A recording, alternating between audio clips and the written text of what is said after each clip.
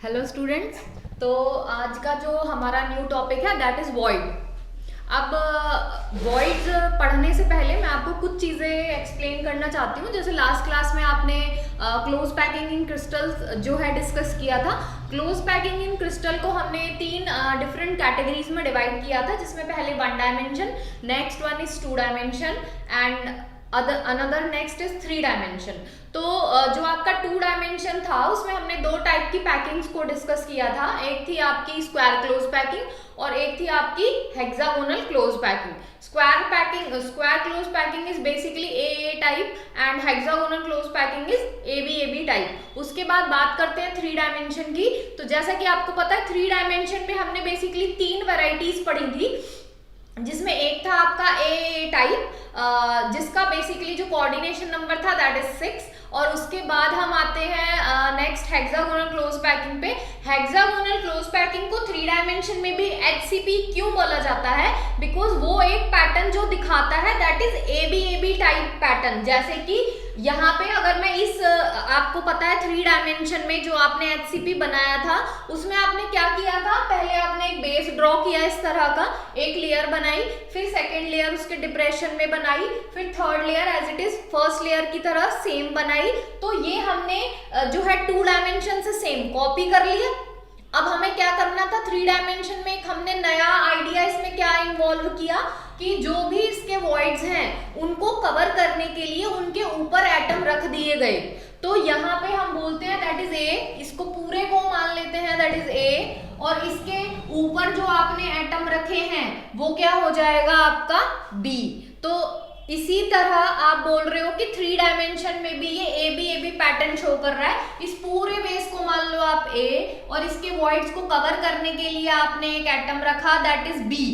ठीक है, अब देखो मैं दो चीजें बोल रही हूं। यहाँ पे मैंने एक तो ये बोला है कि 3 डायमेंशन, इसी में मैं आपको 2 डायमेंशन भी बीच बीच में बोल रही हूँ। सो डोंट बी कंफ्यूज्ड, आपको कंफ्यूज नहीं होना है। मैं आपको क्या समझाना चाह रही हूँ कि 3 डायमेंशन में हमने इस पैकिंग को HCP पैकिंग क्यों बोला है, क्योंकि इसका जो बेस है वो 2 डायमेंशन से चुराया गया है। 2 डायमेंशन में भी तो देखिए आपने ऐसे ही बेस बनाया था, उसमें आप क्या बोलते थे कि फर्स्ट लेयर ए है, दूसरी लेयर बी है, then A then B and to be continued, ऐसा ही चलेगा। अब लेकिन अगर मुझे इसी को 3 डायमेंशन में शो करना है तो ये ए हो गया, ये बी हो गया, फिर ये ए हो गया, ये ए बी तो आप बनाओगे। इसी के वॉइड को कवर करने के लिए मैंने इनके ऊपर एक एटम जो है लगा दिए। अब वॉइड्स को कवर करने के लिए जैसे आप एटम्स रखते चले जाओगे you will get a new layer, उसको आप क्या बोल सकते हो, सी। तो एक तो ये हो गया कि ए बी नीचे ही है और वॉइड को कवर करने के लिए मैंने क्या बना दिया, सी। तो 3 डायमेंशन तो इसमें भी आ गए। एक तरीका है ये ए बी और जो नए वॉइड्स बनाए उसको बोल दिया सी। अब इनके वॉइड्स को कवर करने, इस वॉइड को कवर करने के लिए मैंने जो एटम्स रखे हैं that is basically layer called C. तो ये सी लेयर तो हो गई आपकी। लेकिन इसी को मैं दूसरे तरीके से कैसे एक्सप्लेन कर सकती हूँ, लाइक ये ए बी जो है, आप इसको ए बी ना बोल के आप बोल दो कि ये पूरा बेस जो है ये मेरा ए है, दैट इज ए लेयर। नीचे जो भी चलेगा ये पैटर्न सेम चलेगा and it is a layer. इसके वॉइड को कवर करने के लिए मैंने एटम्स ऊपर रखे, वो एक नई लेयर हो गई बी। तो ये भी 2 डायमेंशन की तरह चल जाएगा। फिर इसमें भी आप बोल दोगे एक नीचे लेयर है एक ऊपर लेयर है, ए बी ऐसे ही चलता रहेगा। तो क्योंकि ए बी वाले को HCP बोला गया था इसीलिए यहाँ पे भी 3 डायमेंशन में इसको HCP बोला गया है। ये एक कारण है 3 डायमेंशन में इसको HCP बोलने का। तो आई थिंक ये क्लियर हो गया होगा आपको। इसके बाद 3 डायमेंशन में हमने एक और पैकिंग पढ़ी थी जिसको हम बोलते थे क्यूबिक क्लोज पैकिंग। क्या बोलते थे, क्यूबिक क्लोज पैकिंग, जिसको शॉर्ट फॉर्म में क्या बोला जाता है, CCP अरेंजमेंट। CCP अरेंजमेंट में बेसिकली क्या करना होता है, ये जैसे कि मैंने बोला इस पूरे बेस को आप मान लीजिए ये ए लेयर है, इसके वॉइड को कवर करने के लिए मैंने एक नई लेयर बनाई जिसको आप क्या बोलेंगे, बी लेयर। फिर जब बी लेयर बनाएंगे तो वो भी तो वॉइड क्रिएट करेगा।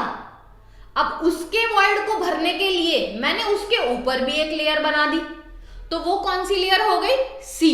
तो इसमें और उसमें फर्क है कि यहाँ पे बस एक बार जो वॉइड बने उन्हीं को कवर किया गया और फिर से रिपीटेड पैटर्न स्टार्ट हो गया। लेकिन सीसीपी में पहले एक बेस था, इसके वॉइड है, इनके वॉइड को कवर करने के लिए मैंने एटम्स पुट अप किए, दैट इज बी लेयर। फिर जो आपकी बी लेयर थी उसने भी वॉइड्स क्रिएट किए, उसके वॉइड को कवर करने के लिए मैंने फिर से एक नई लेयर बनाई जिसको मैं क्या बोल रही हूँ, सी लेयर। तो जब आप पहले ए बनाओगे, इसके वॉइड को ढकने के लिए बी बनाओगे, बी के वॉइड्स को ढकने के लिए सी बनाओगे, तो जब सी बन जाएगा उसके बाद आपका एक रिपीटेड पैटर्न शुरू होगा, फिर से क्या, ए, फिर then B, then C. This is basically called CCP packing. अब यहाँ पे मैं आपके साथ डिस्कस करने वाली हूँ कुछ आपके क्या वॉइड्स। देखिए, जैसे कि मैंने आपको लास्ट क्लास में इंटरस्टिसेस एक्सप्लेन किया था। What is इंटरस्टिसेस?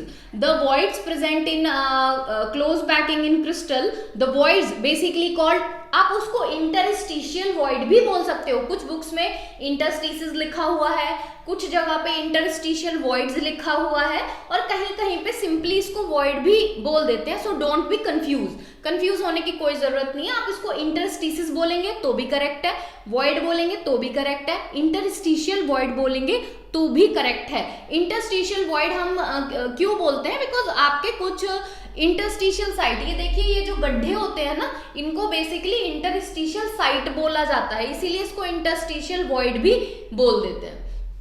अब मैं आपको एक नई चीज एक्सप्लेन करने जा रही हूँ। ये तो थी बातें लास्ट क्लास की और कुछ एचसीपी और सीसीपी के बारे में। अब मैं आपको बताती हूँ। देखिए, जैसे कि आपकी एचसीपी जो पैकिंग है, इस एचसीपी पैकिंग में हमने किया क्या था, मैं अब यहाँ पे वॉइड्स को ढकने के लिए उनके ऊपर एटम ड्रॉ करने जा रही हूँ, and you have to be focused. अब आप यहाँ बहुत ध्यान से फोकस करेंगे कि मैं एटम्स कहाँ और कैसे अरेंज कर रही हूँ, ताकि आप वॉइड्स को इजीली समझ पाए। देखिए, ये नीचे वॉइड्स आप देख रहे हैं, मैं इन वॉइड्स को ढकने के लिए कुछ एटम्स बना रही हूँ। लाइक मैंने पहले ये एटम बनाया, ये वॉइड पूरी तरह से कवर हो चुकी है। इसके बाद दूसरा वाले वॉइड को भी ढकने के लिए मैंने एक एटम बनाया लाइक दिस। फिर तीसरे वाले वॉइड को ढकने के लिए भी मैंने एक एटम बनाया लाइक दिस। फिर फोर्थ वॉइड को ढकने के लिए भी मैंने एक एटम बनाया दिस। तो मैं इसके ऊपर एटम पुट अप करती जा रही हूँ, ठीक है। अब आप देखिए, यहाँ पे भी तो एक वॉइड है, इसको ढकने के लिए भी मुझे इसके ऊपर एक एटम रखना पड़ेगा। सो सेम, मैं फिर से एक एटम को इसके ऊपर प्लेस करने जा रही हूँ लाइक दिस। प्लेस किया आपने। फिर से देखिए, ये वाली वॉइड है, इसको भी कवर करने के लिए मैंने फिर से एक एटम रखा लाइक दिस। अब ये हो क्या रहा है, ये जो वॉइड्स थे आपके, टू बी फोकस्ड, ये जो वॉइड्स हैं आपके, ये सारे वॉइड मैंने कवर किए with the help of these blue atoms. और इसके ऊपर आते हैं हम, फिर से ये आपके वॉइड्स हैं, मैंने इनको कवर करने के लिए इसके ऊपर एटम प्लेस किया। इन वॉइड्स को ढकने के लिए मैंने एटम रख दिए, ठीक है। अब आप देखिए, ये जो वॉइड्स हैं, इन वॉइड्स को कवर करने के लिए मैंने एटम इसके ऊपर प्लेस किया। इसके ऊपर ये देखो, ये देखिए, दिस इज ऑल्सो वॉइड। क्या ये वॉइड नहीं है? ये भी तो एक वॉइड है, लेकिन इन दोनों वॉइड्स में फर्क है। देखो, ये जब मैं एटम प्लेस कर रही हूं तो ये जो रेड वाली वॉइड है, इसको इस एटम ने पूरी तरह से ढक लिया है।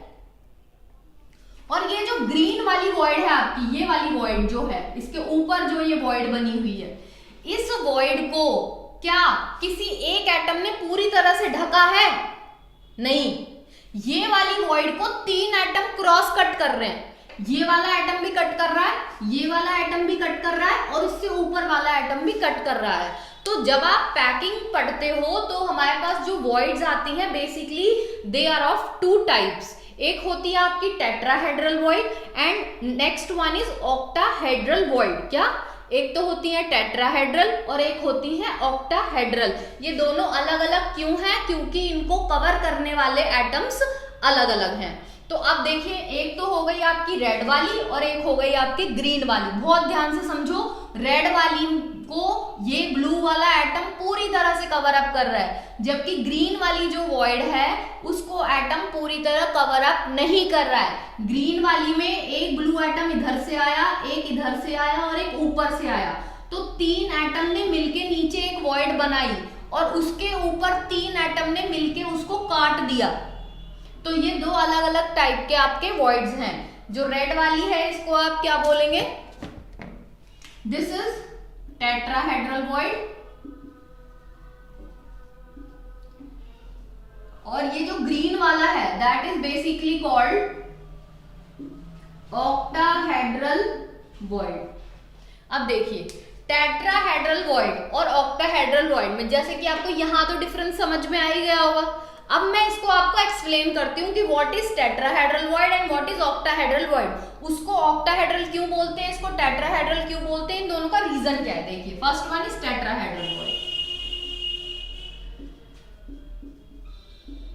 टेट्राहेड्रल वॉइड्स आपके क्या होते हैं, टेट्राहेड्रल वॉइड ये रेड वाले हैं। अब ये रेड वाले वॉइड बने कैसे, आप देखो जरा नीचे ब्लैक वाले एटम देख रहे हो आप, ये जो ब्लैक वाले नीचे 3 एटम ने मिलके इस वॉइड को बनाया और इसके ऊपर ब्लू वाला एक एटम रखा हुआ है। तो इस वॉइड को अगर मैं इतना पार्ट अलग से इतना एरिया को कट करके निकाल लूं और फिर मैं अगर आपको इसे बना के दिखाऊं तो ये कुछ ऐसा बनेगा, 1 2 और ये 3 एटम नीचे जब मिले तो ये एक वॉइड बनी और इस वॉइड को कवर कर दिया मैंने इस एटम के साथ। तो ये देखिए ये जो वॉइड है इस वॉइड ने कितने एटम का कंट्रीब्यूशन है इसके पास कितने एटम का कंट्रीब्यूशन है, 4 एटम्स का। So the coordination number over here is 4। क्या होगा, 4, क्योंकि इस वॉइड को बनाने के लिए कितने एटम ने कंट्रीब्यूट किया, 4 एटम्स ने कंट्रीब्यूट किया। So easy. तो क्योंकि 4 एटम है, 4 के लिए आप कौन सा वर्ड यूज करते हो, टेट्रा यूज करते हो।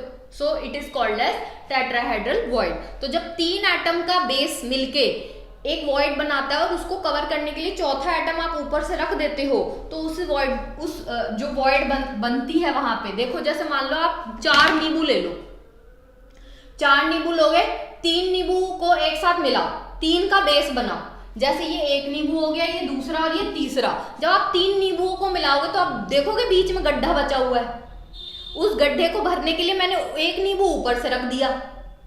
अब जरा नीचे से झांक के देखो, आप नीचे से झांक के देखोगे तो बीच में से होल दिखाई देगा, जिस होल के ऊपर ये ब्लू वाला एटम रखा हुआ है। So basically this void consisting of 4 atoms, तो इसीलिए हम इसे टेट्राहेड्रल वॉइड बोलते हैं। और ये जो वॉइड है इसको कितने एटम्स इसके नेबरिंग हैं, कोऑर्डिनेशन नंबर क्या होता है, नियरेस्ट नेबरिंग एटम, और इसके जो नियरेस्ट नेबरिंग एटम है वो कितने हो गए, 4। तो बिकॉज इसके नियरेस्ट नेबरिंग एटम 4 है तो coordination number over here is 4। Coordination number over here is 4। So is that clear. तो ये हो गए आपके टेट्राहेड्रल वॉइड। इसके बाद बात करते हैं ऑक्टाहेड्रल वॉइड की। ये जो ग्रीन वाला मैंने यहाँ पे बनाया है, अगर मैं इतने एरिया को कट करके अलग से निकाल लूं, देखो जैसे हमारे पास ये एक एटम है, ये दूसरा एटम है, ये तीसरा, ये 3 एटम्स है।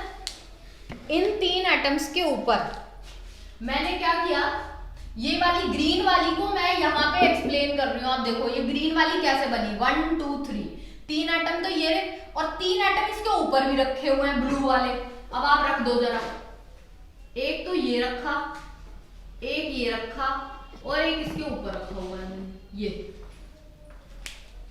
अब आप देखिए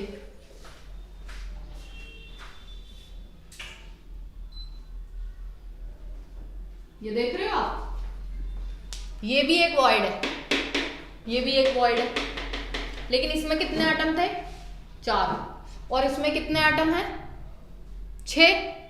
इज दैट क्लियर, आ रही है बात समझ में आपको। तो यहाँ पे what this void called as octahedral void. अब आपके मन में क्वेश्चन आ रहा होगा, शायद अगर आप ध्यान से सुन रहे होंगे तो जरूर आया होगा, और अगर आप सिर्फ फॉर्मेलिटी कर रहे होंगे तो बिल्कुल नहीं आया होगा। तो अब अगर आपने ध्यान से सुना तो पक्का मेरी वाइब्रेशन आपसे मैच करेगी। देखो मेरे दिमाग में ये क्वेश्चन आया कि यहाँ पर ये जो वॉइड बनी है, इस वॉइड को कुल मिला के कितने एटम्स ने मिलके बनाया, 6 एटम ने। जैसे कि ये गड्ढा जो है इसके पास टोटल एटम कितने हैं, नियरेस्ट नेबरिंग एटम, और the atom which is form this void are basically 6, क्योंकि 6 एटम से मिलके ये वॉइड बनी है। तो 6 के लिए तो हम हेक्सा वर्ड यूज करते हैं, मैंने ऑक्टा वर्ड क्यों यूज किया यहाँ पे? कोऑर्डिनेशन नंबर इसका कितना आना चाहिए? कोऑर्डिनेशन नंबर इसका होना चाहिए 6। तो कोऑर्डिनेशन नंबर तो 6 है, वो तो समझ आ गया, ठीक है। लेकिन आप इसे ऑक्टा क्यों बोलते हो? आपको इसे क्या बोलना चाहिए?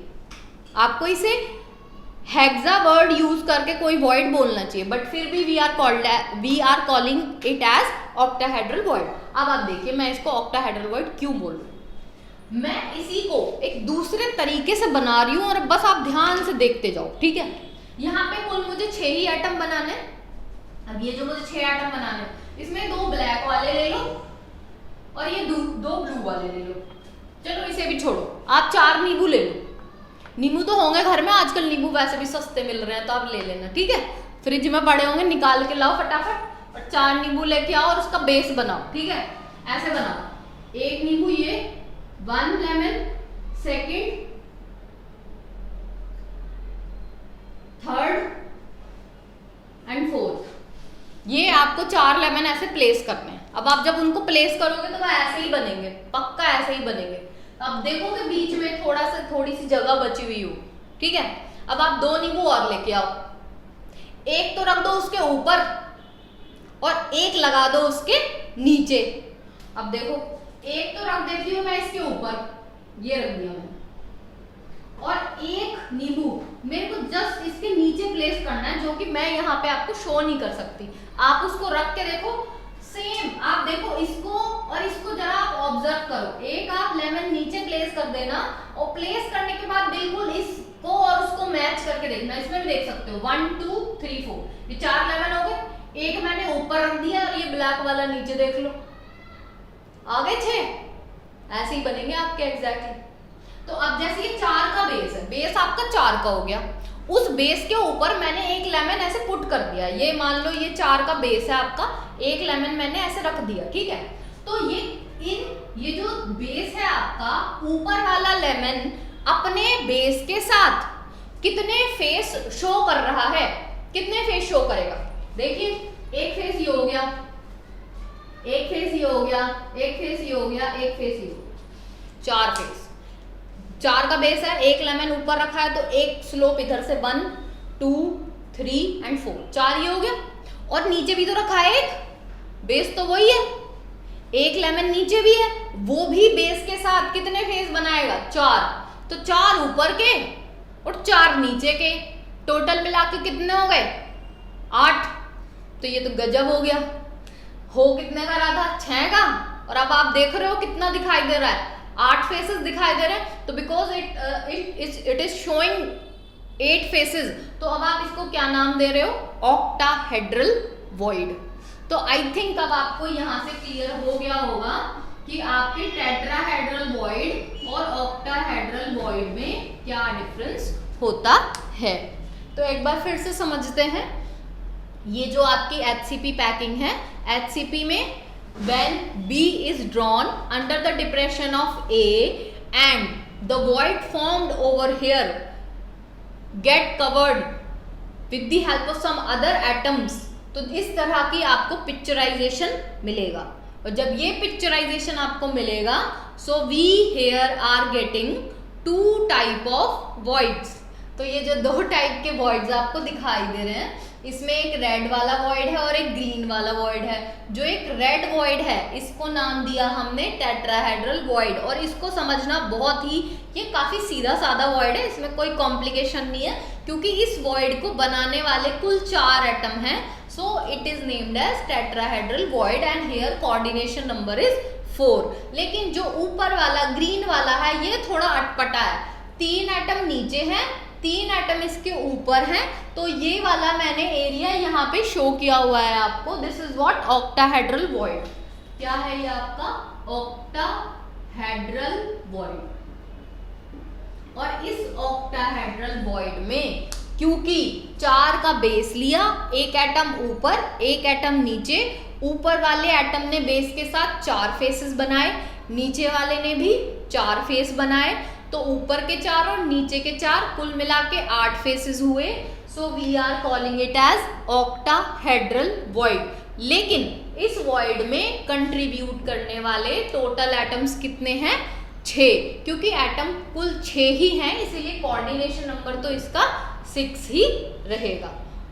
सो I think it is clear. तो आपके दो टाइप के वॉइड होते हैं, एक टेट्राहेड्रल और एक ऑक्टाहेड्रल। और कोई भी वॉइड हो, चाहे ऑक्टाहेड्रल चाहे टेट्राहेड्रल, आप उसको सिंपली वॉइड, इंटरस्टिशियस या इंटरस्टिशियल वॉइड बोल सकते हैं। अब तक आपने जो क्लोज पैकिंग पढ़ी, उस क्लोज पैकिंग में जैसा कि हम देखते हैं कि जो आपके कोऑर्डिनेशन नंबर्स हैं, वो सबसे पहले स्क्वायर क्लोज पैकिंग में आपका कोऑर्डिनेशन नंबर क्या था, अगर आपने पढ़ा होगा, ध्यान से समझा होगा, तो जरूर आपको पता होगा कि स्क्वायर क्लोज पैकिंग में कोऑर्डिनेशन नंबर इज 4। उसके बाद 2 डायमेंशन में जो HCP था, उसका कोऑर्डिनेशन नंबर था आपका 6, because at that point hexagon get formed, क्योंकि हेक्सागन बना था तो कोऑर्डिनेशन नंबर 6 ही आना था। उसके बाद जब आप आए 3 डायमेंशन में, तो 3 डायमेंशन में सबसे पहला स्क्वायर क्लोज पैकिंग था, जिसमें आपकी कोऑर्डिनेशन नंबर फिर से 6 आई। तो अब तक हमने जो कोऑर्डिनेशन नंबर पढ़ी, 1 डायमेंशन में 2 था, 2 डायमेंशन में 4 6, 3 डायमेंशन में पहला 6। उसके बाद जब HCP था और CCP था, उन दोनों के लिए कोऑर्डिनेशन नंबर आपका सेम ही था, और वो क्या था आपका 12। इसके बाद एक और नई चीज मैं आपको कुछ बताना चाहती हूँ, लाइक BCC। अगर आपको बोला जाए कि जो आपकी body centred cubic close packing है, कुछ एटम्स ऐसे भी होते हैं जो BCC में अरेंज होते हैं या BCC में क्रिस्टलाइज होते हैं। तो ग्रुप 1 के जितने भी एलिमेंट्स हैं, lithium, sodium, potassium, rubidium, caesium, they all atoms are crystallize in BCC structure, क्योंकि वो सारे BCC में क्रिस्टलाइज होते हैं। Lithium, sodium, potassium, rubidium, caesium crystallizes in BCC। अब आपको बोला जाए BCC का कोऑर्डिनेशन नंबर बता दो क्या होता है, फटाफट बता दो क्या होता है। अब तो आप इंटेलिजेंट हो चुके हो सॉलिड स्टेट में थोड़े थोड़े। तो BCC बनता कैसे है, ज्यादा नहीं तो यही बता दो BCC में बनता कैसे है। क्या करते हैं इसको बनाने के लिए, एटम लेते हैं कॉर्नर्स पे, और क्योंकि बॉडी सेंटर है तो एक एटम कॉर्नर सेंटर पे आएगा, बस दैट्स इट। तो बस आपको क्या करना है, कॉर्नर्स पे एटम लेने हैं और एक एटम आपको बनाना है बॉडी के सेंटर पे। तो लो भाई ये भी बना देते हैं, बन गया आपका BCC। अब आप देखिए ये जो BCC में बॉडी सेंटर्ड एटम है, that body centre atom get connected to, अब आपके ये ऊपर वाले 4 से भी कनेक्ट हो रहा है, नीचे वाले 4 से भी। क्या मैंने आपको एक पॉइंट बहुत अच्छे से नोट करके याद करने के लिए कहा था कि जो भी BCC या FCC टाइप की पैकिंग होती है, उसमें क्योंकि atom non, because it come under the category of non primitive unit cell, क्योंकि वो नॉन प्रिमिटिव की कैटेगरी में आता था, तो वहां पे एटम कॉर्नर्स के साथ साथ और कहीं भी प्रेजेंट हो सकते हैं। और जब ऐसा हो कि यूनिट सेल में एटम कॉर्नर के अलावा भी बाकी फेसेस पे प्रेजेंट हो, तो कभी भी कॉर्नर वाले एटम एक दूसरे को जस्ट स्टैक नहीं करते, वो जो बीच वाले एटम्स हैं वो बीच में अड़ जाते हैं, तो वो एक दूसरे को जस्ट स्टैक नहीं कर सकते। तो ये जो बॉडी सेंटर एटम है, क्योंकि इन सबके बीच में आ रहा है, तो इसलिए ये सब आपस में कनेक्टेड नहीं है, ये सब इससे ही कनेक्टेड है। तो अब आप देखो ये जो बीच में बैठा है, 4 ऊपर के भी इससे कनेक्ट हो रहे हैं, 4 नीचे वाले भी इससे कनेक्ट हो रहे हैं, तो इसका कोऑर्डिनेशन नंबर कितना हुआ, कुल मिला के 8, ऊपर के 4 नीचे के 4, तो कोऑर्डिनेशन नंबर इज 8। देखो ये भी इससे कनेक्टेड है, ये भी इससे कनेक्टेड है, ये वाला भी कनेक्टेड है, ये वाला, ऐसे 4 ये कनेक्ट हो गए, 4 ऊपर वाले कनेक्ट कर लो, तो कोऑर्डिनेशन नंबर 8। लेकिन ये ध्यान रखना कि ये चारों ब्लू वाले रेड वाले से ही हो रहे हैं, ये आपस में कनेक्ट नहीं होंगे, मतलब ये इससे कनेक्ट होने की वजह से ये दोनों आपस में ऐसे जुड़ नहीं पाएंगे। आ रही है बात समझ में? So this is that is why BCC having coordination number 8। और किसी का भी निकाल लो, मैंने तो सेंटर वाले का बताया, आप किसी भी कॉर्नर वाले का निकाल लो। आप देखो कॉर्नर वाला जो है, अब ऐसा तो है नहीं कि पूरे क्रिस्टल में एक अकेला कॉर्नर वाला एटम है या एक अकेली यूनिट सेल है, उसमें तो indefinite number of unit cell we are having. तो क्योंकि हमारे बहुत सारे यूनिट सेल्स होते हैं, देखो एक यूनिट सेल यहाँ पे भी होगा, और जैसे ये 2 यूनिट सेल हैं, देखो एक यूनिट सेल ये रहा, एक ये भी होगा, ऐसे 2 यहाँ पे भी होंगे, तो ये एक ही कॉर्नर है, ये चारों में जा रहा है, और चारों अगर BCC है तो सबके जो बॉडी सेंटर पे एक एक एटम होगा, और ये अकेला एटम सबके बॉडी सेंटर से कनेक्ट हो रहा होगा। जैसे ही अपने के साथ कनेक्ट हो रहा है, ये वाला अगर अपने बॉडी सेंटर के साथ कनेक्ट हो रहा है तो ये वाला इस यूनिट सेल में भी बॉडी सेंटर के साथ कनेक्ट होगा, इसके पीछे दो यूनिट सेल हैं उसके भी बॉडी सेंटर के साथ ये कनेक्ट होगा। और जैसे 4 यूनिट सेल नीचे हैं as it is 4 unit cell ऊपर भी, लेकिन कॉर्नर तो अब भी वही है बिकॉज कॉर्नर इज सेम। तो जैसे ये नीचे वाले 4 बॉडी के सेंटर के एटम से कनेक्ट कर रहा है वैसे ही ये ऊपर के 4 बॉडी के सेंटर के एटम से भी कनेक्ट करेगा।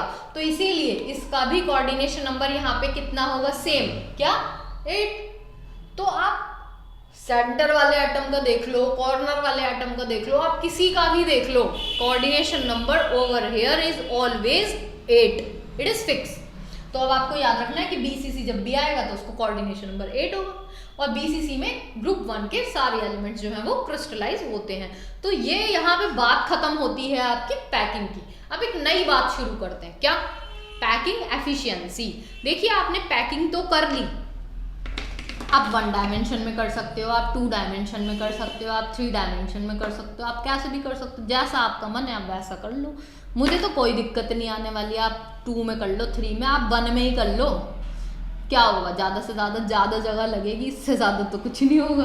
तो आप कैसे भी कर लो, मेरे तो पैसे लगने वाले हैं नहीं, ठीक है। लेकिन फिर भी मैं आपके फ़ायदे के लिए कुछ आपको बात बता दूं, जैसे कि मान लो आगे जाके अगर आपकी बॉल की फैक्ट्री होने लगी और आप कुछ काम करने लगे तो आपको वहाँ थोड़ा फ़ायदा हो जाएगा पैकिंग का। पैकिंग एफिशिएंसी, पैकिंग एफिशिएंसी का क्या, देखो अगर आप एटम्स को स्टैक करते हो तो हमारी कोशिश क्या होती है कि ज़्यादा से ज़्यादा जो कम से कम जगह में ज़्यादा से ज़्यादा हम एटम्स को प्लेस कर पाए। हमारा तो यही होगा ना कि आप अगर अपनी बॉल्स को अपनी फैक्ट्री से किसी दूसरी जगह ट्रांसपोर्ट करवा रहे हो तो आपका यही मोटिव होगा कि हम कम से कम जगह में ज़्यादा से ज़्यादा बॉल्स को एडजस्ट कर पाए ताकि ज़्यादा से ज़्यादा बॉल्स जा पाए। तो ऐसे ही जब आप पैकिंग करते हो तो हम यहाँ पे देखेंगे कि कौन सी वाली पैकिंग हमारे लिए ज़्यादा एफिशिएंट है, जिसमें फ्री स्पेस कम हो। जिसमें फ्री स्पेस कम होगा वही आपके लिए एफिशिएंट पैकिंग होगी। तो what is packing efficiency? Packing efficiency क्या होती है? पैकिंग एफिशिएंसी में बस हम ये देखते हैं कि जो आपकी total space, the percentage of total space filled by the atoms, atom से कितनी परसेंटेज स्पेस जो है वो फिल हो रखी है, जिसमें सबसे ज्यादा फिलिंग होगी एटम्स की, वो आपके लिए सबसे एफिशिएंट पैकिंग होगी। That is what packing efficiency. तो यहाँ पे अब आपको पता है कि सिंपल यूनिट सेल आपने पढ़ा, आपने फेस सेंटर्ड भी पढ़ा, आपने बॉडी सेंटर्ड भी पढ़ा, तो कौन सा वाला आपके लिए ज्यादा एफिशिएंट है। तो अब हम सबके लिए पैकिंग